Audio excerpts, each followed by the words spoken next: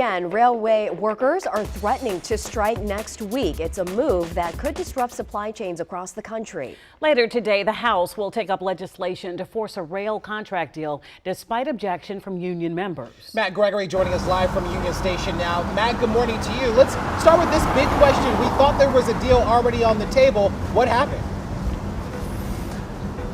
Yeah, Larry, back in September, you might recall the Biden administration announced they reached a tentative agreement with the railway workers unions. Now, there are more than one union. In fact, there's about more than a dozen or so. Now, most of them accepted that tentative deal, but 4 of them this week said no deal. They didn't like it. And so now the Biden administration has to call in Congress to get over another strike.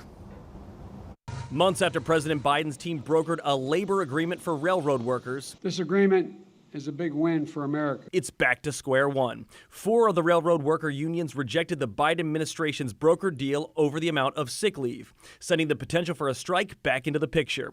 If an agreement isn't reached by next Friday, the potential impact could be $2 billion a day from supply chain disruptions. We must avoid a strike.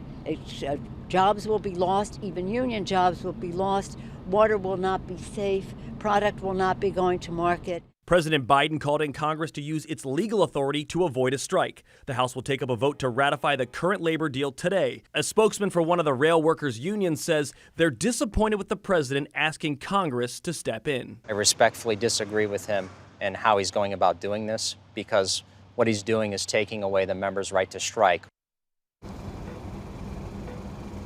Yeah, now, this has happened before. In fact, 18 times Congress has stepped in to avoid a railroad strike because it is one of the powers that Congress created years ago in order to avoid any sort of strike that would cripple the U.S. economy. However, the House and the Senate both have to ratify the deal for it to go through. So that's what we'll be looking forward today and in the coming days to avoid that potential strike that could happen next Friday. At Union Station, I'm Matt Gregory. Back to you.